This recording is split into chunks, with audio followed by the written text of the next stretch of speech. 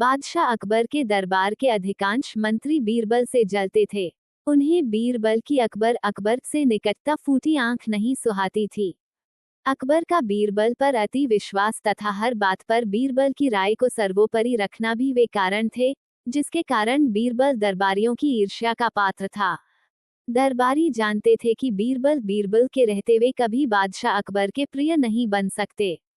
एक बार उन्होंने बीरबल को अपने रास्ते से हटाने की साजिश की। इस साजिश में उनका सहायक बना बादशाह अकबर का नाई।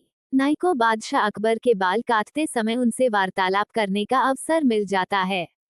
एक दिन बाल काटते हुए वह अकबर से बोला, बादशाह सलामत।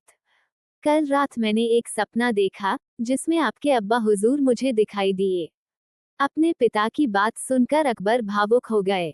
वे बहुत छोटे थे जब उनके पिता की मृत्यु हुई थी। भावुक होकर उन्होंने नाई से पूछा, अच्छा, कैसे लग रहे थे अब्बा हुजूर?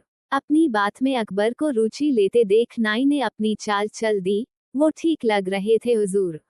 उन्होंने मुझसे कहा कि वे स्वर्ग में हैं और बहुत आराम से हैं। बस एक चीज की कमी उन्हें खलती है। वह क्या? अकबर की उत्सुकता बढ़ने लगी।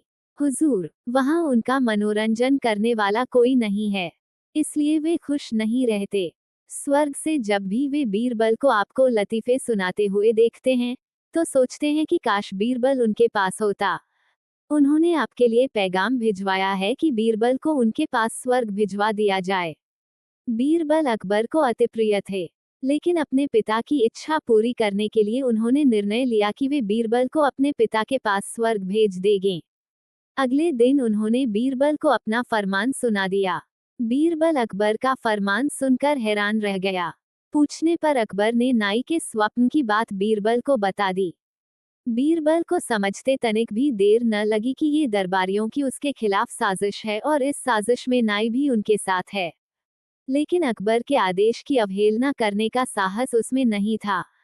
वह स्वर्ग जाने को तैयार हो गया, लेकिन उसके पहले अपने परिवार के साथ समय व्यतीत करने के लिए उसने कुछ दिन का समय मांग लिया। घर पहुंचकर उसने सारी बात अपनी पत्नी को बताई, जिसे सुनकर वह चिंतित हो गई। लेकिन बीरबल इस विपत्ति से निकलने की एक योजना बना चुका था। योजनानुसार अपनी पत्नी के साथ मिलकर उसने अपने घर के आंगन में एक कब्र खोद ली। साथ ही उस कब्र के भीतर से अपने शयन कक्ष को जाती एक सुरंग भी निकाल ली। कुछ दिनों तक घर पर रहने के बाद बीरबल अकबर से मिला और बोला, जहां पनाह, अब मैं आपके पिता के पास स्वर्ग जाने को तैयार हूँ, किंतु आपसे मेरा निवेदन है कि मेरे परिवार की परंपरा अनुसार मुझे मेरे घर के आंगन में ही जिंदा दफना दिया जाए। अकबर बीरबल की बात मान गए और उसे उसके घर के आंगन में बनी कब्र में जिंदा दफन करवा दिया। योजनानुसार बीरबल कब्र से लगी सुरंग से होते हुए अपने घर आ गया। उसके बाद 2 महीने तक वह घर पर ही छुपकर रहा। 2 महीने बाद वो अकबर के दरबार में पहुंचा। सारे दरबारी उसे देखकर हैरान थे। बीरबल के बाल और दाढ़ी बड़ी हुई थी और वह बड़ा ही विचित्र नजर आ रहा था। उसे इस अवस्था में अपने सामने देख अकबर ने पूछा, बीरबल, तुम वापस आ गए, हमें बताओ, हमारे अब्बा हुजूर कैसे हैं? और तुमने अपनी ये कैसी हालत बना ली है? सब ठीक तो है? जी जहांपनाह, स्वर्ग में सब ठीक है। मैं आपके पिताजी से मिला और उन्हें खूब सारे लतीफे सुनाकर उनका मनोरंजन भी किया।